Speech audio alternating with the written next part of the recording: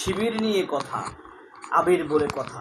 এই ভিডিওটি আপনাদের কাছে কিছুটা অপ্রাসঙ্গিক মনে হলেও হতে পারে। খুব বেশি যদি আপনাদের উপরে জুলুম করে থাকি তাহলে একটা ক্ষমা করে দিবেন, আর যদি ক্ষমা নাই করতে পারেন তাহলে আর কী করবেন, গালি দিয়ে দিবেন। একটা ভিডিও দেখাই, এটা হয়তো আপনারা দেখেছেন, শুনেছেন, কারণ এর আগে এটা অনেকবারই প্রচারিত হয়েছে অনেক জায়গায়, কিন্তু এই কারণে পরের কথাগুলো রিলেট করতে পারবেন এটা দেখাইলে।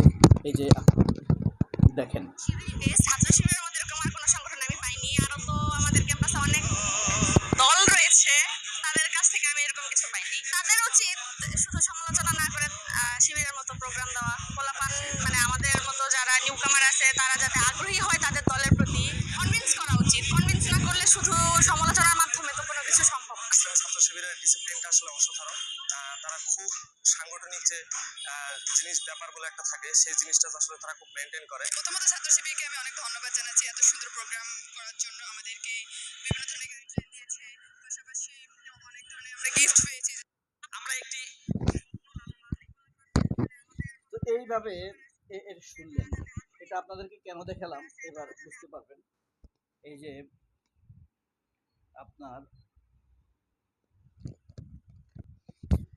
ঘটনাটা হলো চীনে পৌঁছানোর পরে ঘটনাটা ঘটেছে, আর এই ভিডিওটি হলো ডাকসুর নবীনবরণ অনুষ্ঠানে ছাত্রছাত্রীরা শিবিরের ব্যাপারে কমেন্টারি দিচ্ছে।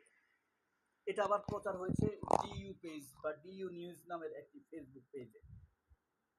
এটাকে নিয়ে ট্রল করছে। এই মেয়েগুলোকে নিয়ে ছাত্র দলের পদাধিকারী লোকেরা, পরিচিত লোকেরা, গুপ্ত বা অপরিচিত বা গোপন কোনো পেজ থেকে, ফেক আইডি থেকে না, সরাসরি ছাত্র দলের পদে আছে, লাইক মায়েদের মতো। বিশেষ করে মায়েদ কিন্তু ক্রিমিনাল, আর আবির হইল সভ্য না।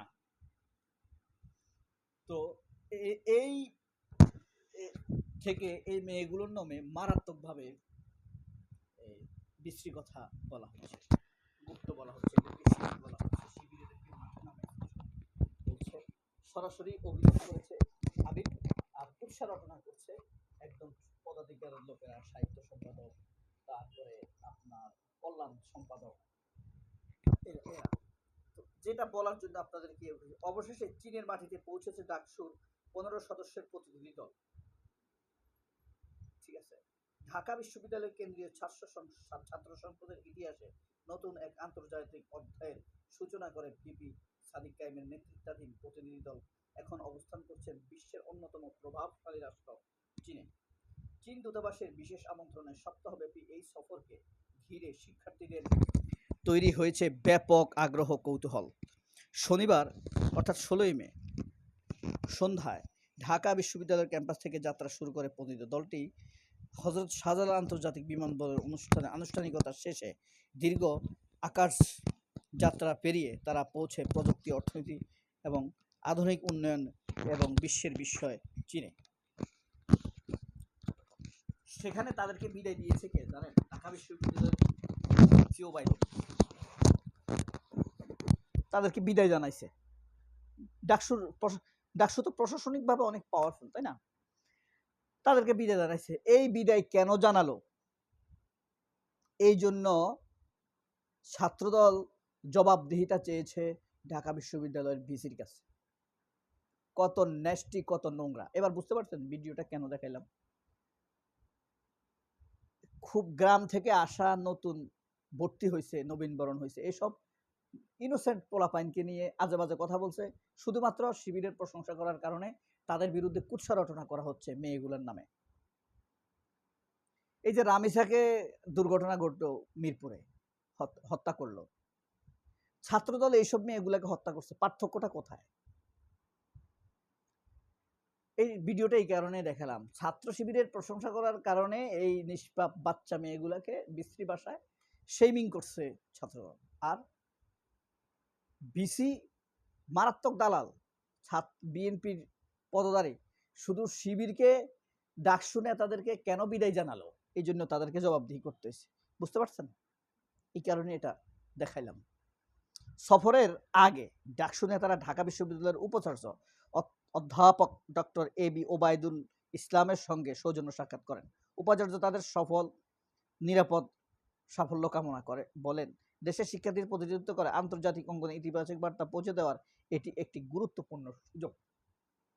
খুব স্বাভাবিক।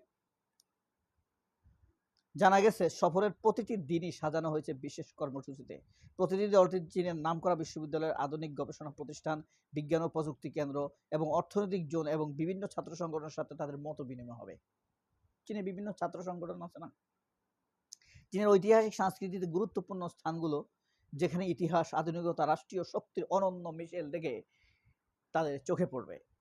প্রতিনিধি দলের রয়েছে, যা এটা তো জানেন, এটা জানাইলাম না, এই যে নেস্টি মেন্টালিটি যাকে বলে, হ্যাঁ, এবি জুবায়ের আজকে যেটা করছে, এবি জুবায়ের তার এবং মুসাদ্দেক, আমার খুব পছন্দ লাগে তাদেরকে। তার যে রেল ভ্রমণের একটা ইয়ে দিল, 360 কিলোমিটার ঘন্টায় যে ট্রেন চলে, তাদের একটা মোশন সিনারিও এবং বর্ণনা দিয়েছে। জুমা আজকে সবচাইতে বেশি আশ্চর্য করেছে। মানে কি হিংসা ছাত্র, মানে ছাত্র দলে, বুঝতে পারছেন? ছাত্রলীগকে আগে আমরা হিংসুক এবং হিংস্র মনে করতাম, এখন এদেরকে দেখি ওই ছাত্রলীগের হিংসাটা ধরে বসেছে। ছাত্রদল মারাত্মক হিংসুক হয়ে উঠছে, কাপুরুষোচিত হিংসুক, শক্তি নাই কিছু করার, হিংসা প্রদর্শন করে। জুমা যা লিখছে, যা লিখলো, সারাদিন শেষে শেষে খুব হৃদয় বিদারক ঘটনা আছে, যে জুমা শেষে বলছে যে আসলে এটা পাকিস্তান, আমরা পাকিস্তানি হয়ে গেছি। সারাদিন শেষে ফেসবুকে ঢুকে দেখি এই সুন্দর ছবিতে কুরুচিপূর্ণ কমেন্ট। সে একটা ছবি দিছে, ছবিটা হইলো এই উম্মে কুলসুম এবং ডাকসুর নেত্রী, দুইজনেই ডাকসুর নেত্রী, উম্মে কুলসুম এবং